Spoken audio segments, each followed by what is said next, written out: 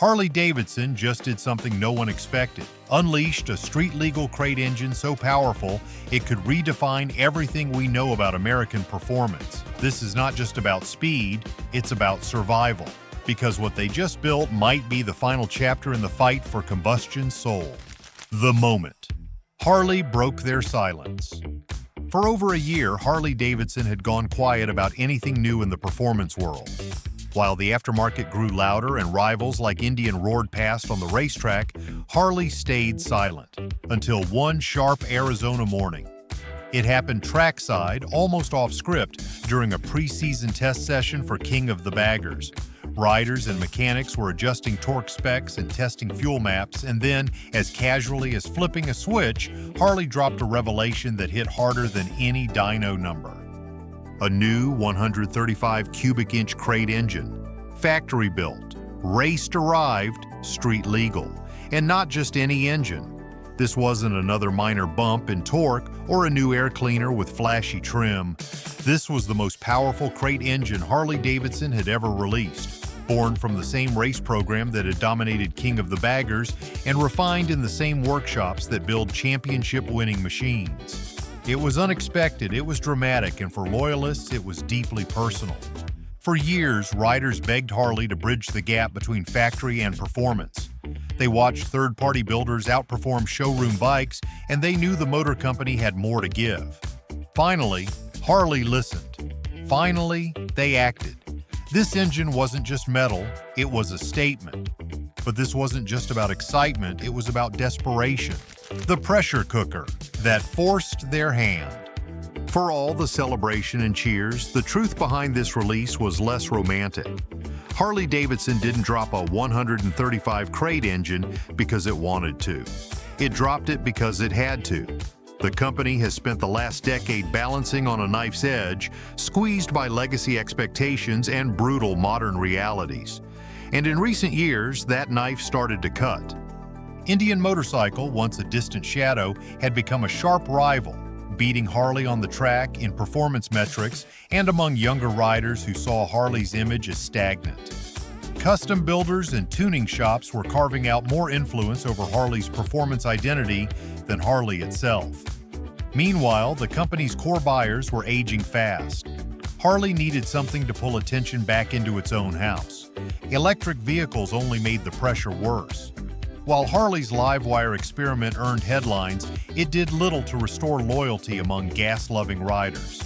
Enthusiasts didn't want a quiet revolution. They wanted something loud, visceral, and rooted in tradition without sacrificing performance. The kind of engine that makes a garage shake and turns a wrench into a weapon. Even Harley's premium offerings had lost momentum. The custom vehicle operations line, once the crown jewel of Harley's lineup, was pricing itself into irrelevance. High price tags weren't enough to justify outdated output. The fans didn't want chrome, they wanted compression. And that demand was reaching a boil. So Harley made a decision. They stopped waiting, they stopped chasing electric hype, they turned back to the one place where Harley still wins, the racetrack. But getting this kind of power into a street-legal package nearly tore the motor apart. If you're loving what Harley's doing with this crate engine, give us a like, share your thoughts in the comments, and subscribe to stay ahead of the curve in motorcycle performance and innovation. The engineering gamble that nearly failed. When Harley's engineers began designing the 135 crate engine, they faced an uncomfortable truth. They couldn't simply bore the cylinders wider or stretch the case limits. To reach that extra displacement, they went with a riskier move, stroke-only expansion. A new 4 5/8 inch crankshaft, the longest ever in a factory Milwaukee 8 motor. It sounds simple, but it forced a cascade of high-stakes redesigns. The rod length had to remain the same for manufacturability. That meant re-engineering piston height and compressing the ring stack area, which risked sealing integrity, a fatal flaw in an air-cooled performance engine. To solve it, they pulled one of the oldest racing tricks in the book, gas porting. By carving directional channels into the top ring, combustion pressure helped seal the piston tighter against the cylinder wall. This allowed them to drop from a 1.5 millimeter ring thickness to a 1 millimeter configuration, reducing friction without losing seal strength. But friction wasn't the only enemy. Heat was worse. With only 4 head bolts and massive thermal distortion, the 135 crate engine was a ticking bomb in early testing. Everything had to work perfectly. Cooling, lubrication, fueling, combustion symmetry. Then came emissions. Harley had to prove this beast could run clean enough for street legality. That's where injector targeting, spray pattern, and oil-scavenged design played a make-or-break role. Everything came down to balance. More fuel, more air, more stroke, more fire, without triggering regulatory disapproval. And just when engineers thought they had done the impossible, Harley dropped a pricing bomb no one saw coming. Want gear that matches this level of power? We listed top-tier jackets, gloves, and helmets in the description. No gimmicks, just real performance. The $8,000 Bombshell. Nobody saw it coming. Not at that price. When Harley Davidson officially announced the new 135 cubic inch crate engine would be available for around $8,000, jaws didn't just drop, they shattered. For years, performance upgrades from the factory meant compromise. Either you paid sky-high prices for Screamin Eagle bolt-ons that barely moved the needle, or you went custom, risking reliability, legality, and warranty support. But now Harley had thrown down a gauntlet. For the cost of a mid-tier exhaust setup and a weekend in the garage, riders could get their hands on the most powerful street-legal motor Harley had ever offered. Fully assembled, emissions-compliant, and covered by the Screamin Eagle warranty.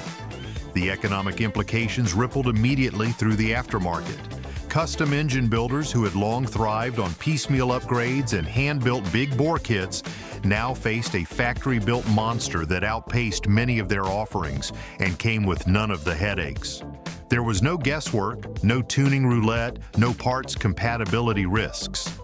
This engine was plug-and-play for Milwaukee 8 platforms, backed by Harley's own powertrain operations facility and tested to the same standards as every production model. For the first time in decades, Harley's factory-built performance option didn't just compete with the custom world, it beat it on price, support, and peace of mind. And then came the quiet part. Harley had deliberately made this affordable. This wasn't an accounting error. It was a declaration of war against the idea that performance must come with pain. Dealerships were prepped to install. Screamin Eagle parts were in the pipeline. The $8,000 crate engine wasn't just a new product, it was Harley rewriting the rules of performance economics. But this wasn't just about undercutting the market, it was a targeted strike. Target acquired, Indian Motorcycles. Harley could have released this engine quietly. They could have kept it niche, limited, and buried under layers of dealership upselling, but they didn't. The 135 crate motor was a shot aimed squarely at one rival, Indian Motorcycles. In the last few years, Indian's rapid rise in King of the Baggers racing had done more than win trophies. It had stolen cultural legitimacy. Their dominance on the track, powered by S&S motors and a new school image, had painted Harley into a corner. The once undisputed heavyweight champion of American muscle was being outpaced, outclassed, and out-innovated by a younger, hungrier brand. The new crate engine was Harley's answer, and it was personal. This wasn't just about horsepower, it was about reputation. Screamin Eagle, long the underdog in the performance parts arms race, had been quietly building its credibility back through factory-backed racing. And now everything they'd learned on the track was being handed directly to riders in the form of this engine. The exact throttle body, the same CNC manifold, the internal secrets that powered Kyle Wyman's wins. All of it now available to the public. This wasn't just a flex, it was revenge. Indian had embarrassed Harley on its own turf. For a century, Harley owned the roads, the rallies, the image of American power. But Indian had proven it could dominate the part that really mattered to younger riders: performance. With the 135, Harley was clawing back that ground. They weren't just responding, they were hunting. The engine's release coincided with Harley's most aggressive race season yet. The war between Screamin Eagle and S&S was no longer a subplot, it was going mainstream. Racing teams had become laboratories. Consumers had become combatants. And Harley wasn't just fighting Indian, they were fighting themselves. A rebellion inside the factory. Internally, the decision to greenlight the 135 crate engine wasn't smooth. It was a battle, and not a quiet one. Within Harley Davidson's own walls, factions clashed over the engine's existence. Engineers from the Screamin division had been quietly developing race tech with real-world potential, but executives were nervous. The company had been burned before. Too much R&D cost, not enough return. Memories of the Livewire's overpromised revolution still lingered. Did Harley really want to gamble again? But this time was different.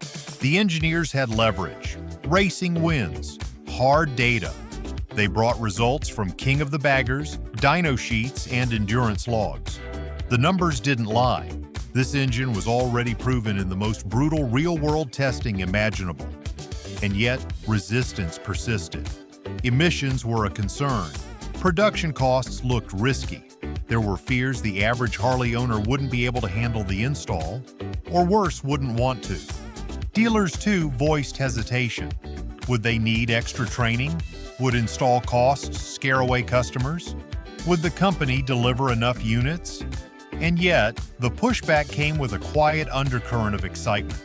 This was the first time in years that a Harley performance product felt truly authentic, truly competitive, and most importantly, truly desired.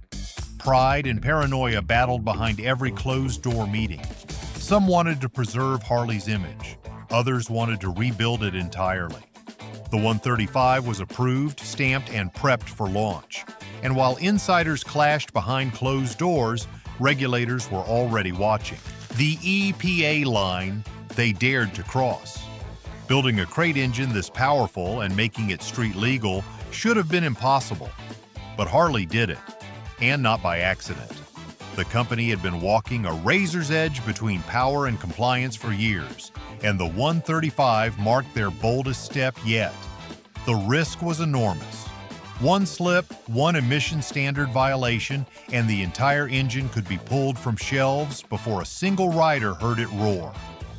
Engineers focused on the details most brands would ignore. Gas-ported rings were used to maintain pressure and seal even under extreme heat. Injector targeting was recalibrated down to the millisecond. Dual spray patterns ensured clean burns, and every adjustment came from one source: race testing.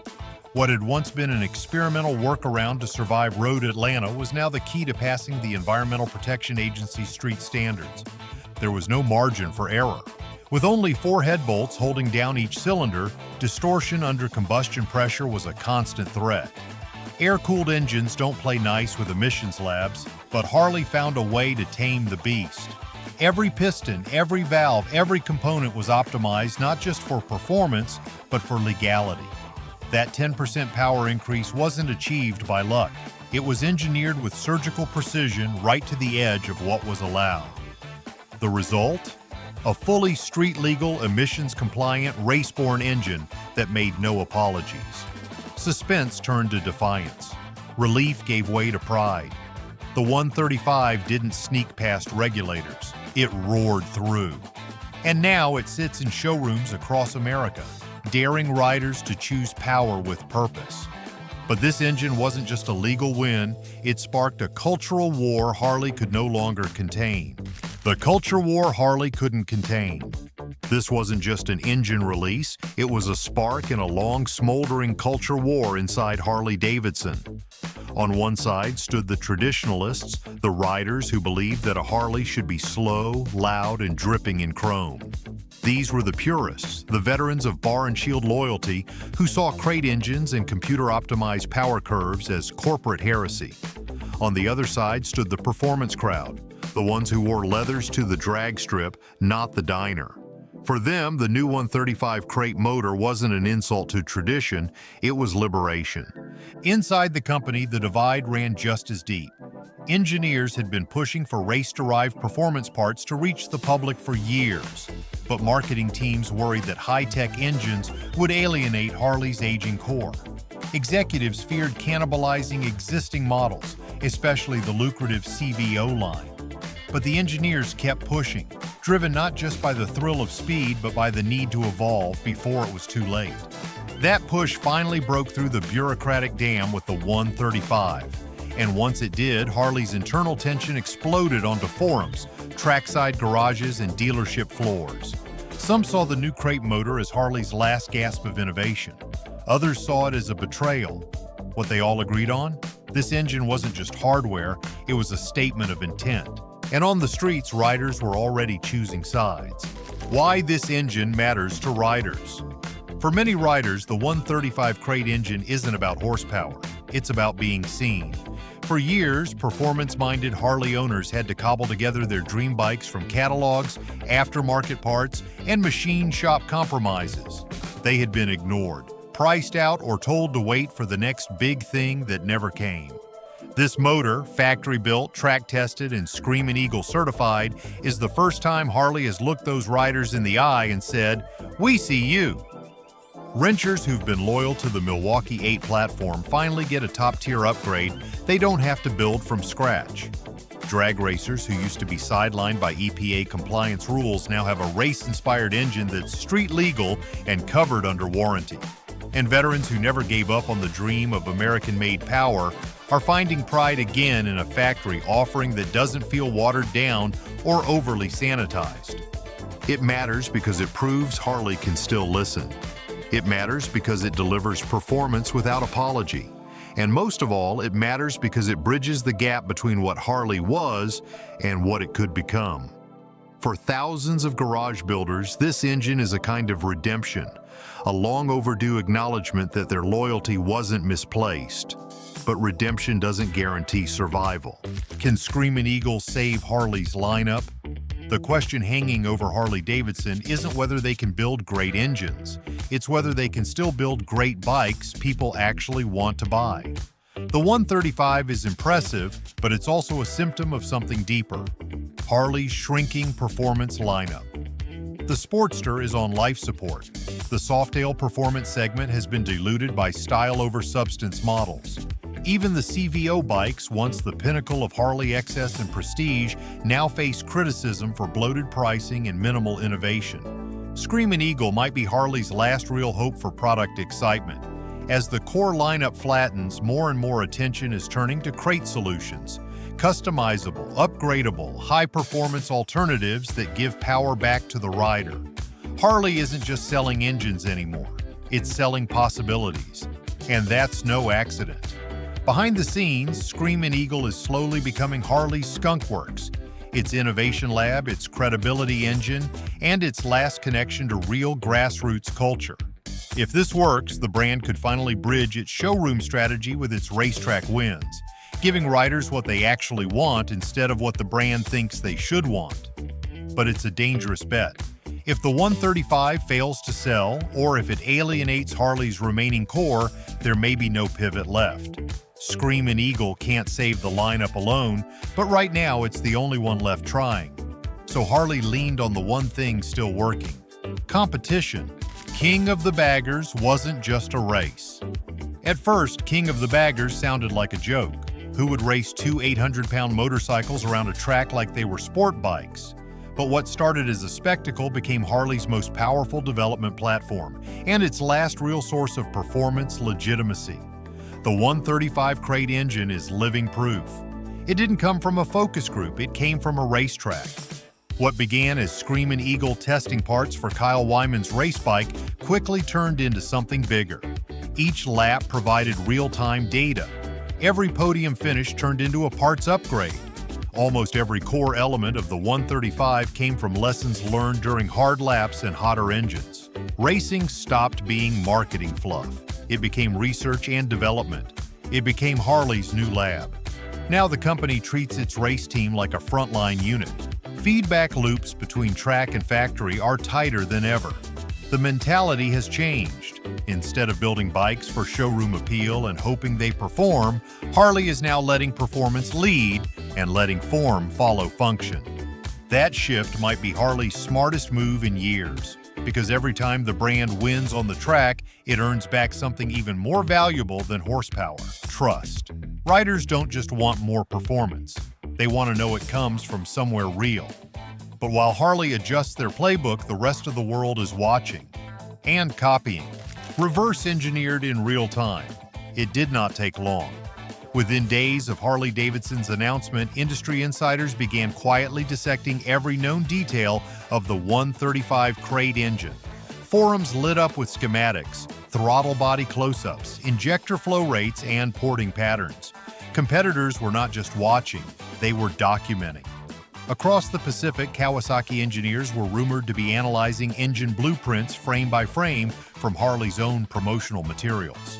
And in China, Build Your Dreams, a company already known for moving fast and replicating faster, was reportedly evaluating how such torque could be achieved on a scalable mass production basis. The suspicion runs deeper than imitation. What Harley achieved with the 135 is not just about horsepower, it is about legacy, craftsmanship, and the credibility that comes with decades of trial and error. Yet that legacy is now exposed.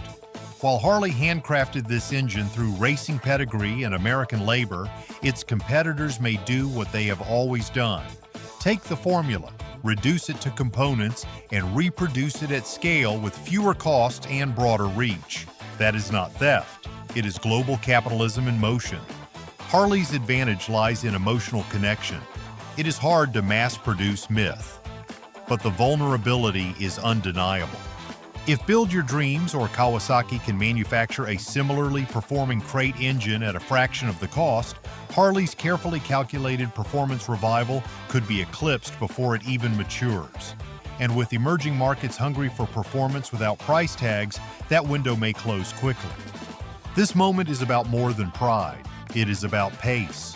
Harley moved fast, but now it must defend itself in a global industry that moves faster still. Every piece of tech developed in Milwaukee is now a potential prototype in someone else's lab. And what regulators do next might make or break the entire future of performance bikes. Can performance survive a climate crackdown? Harley's engineers built the 135 with brute force and legal finesse. It is street legal, emissions compliant, and race bred. Yet the future it was born into may not tolerate its existence for long.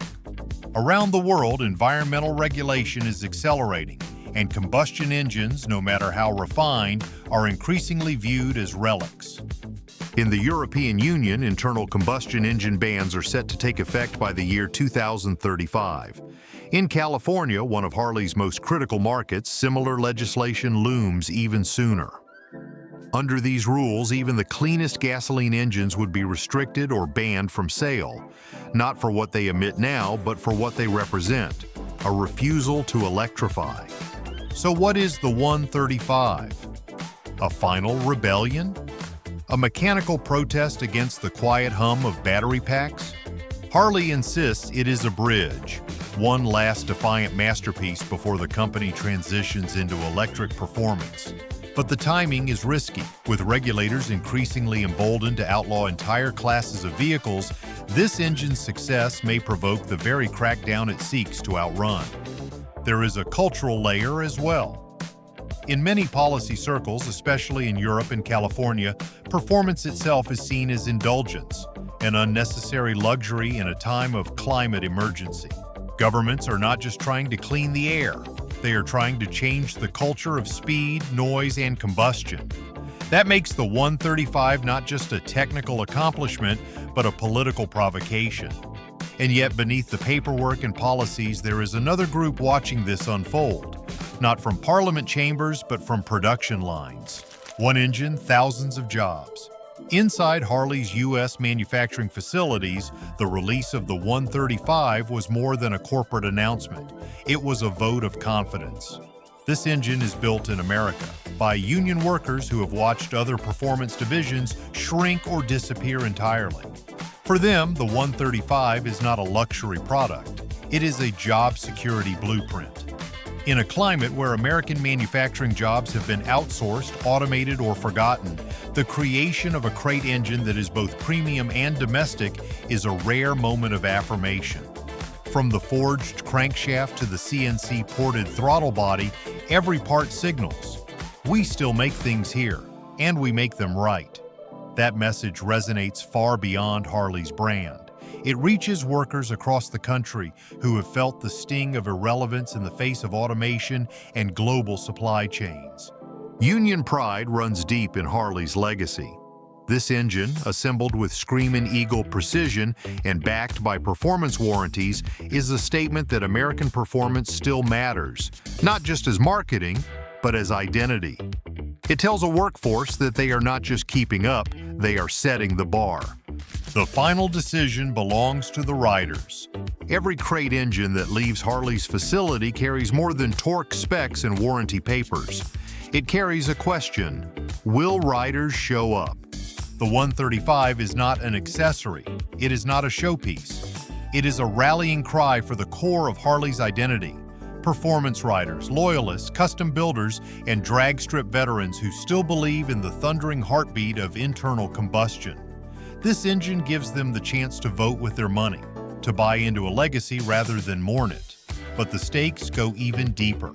Because if the riders do not come, it sends a message to Harley's leadership. The era of combustion is done. That would not just kill the 135, it would kill every future effort to inject racing soul into street machines. What kind of rider steps up now? The one who values handcrafted American power? The one who wants to own the last great pushrod revolution before electric silence takes over? The one who refuses to let Harley go quietly? This is not just a product launch, it is a cultural referendum. In a world of touchscreen dashboards and over-the-air updates, the 135 is mechanical proof that something wild still lives. Something unsanitized, something raw. If you're fired up by this new Harley performance engine, don't just sit there. Like this video, comment on your thoughts, and subscribe for more bold moves in the world of motorcycles. It's time to feel the power, inside and out, inside and out, inside and out.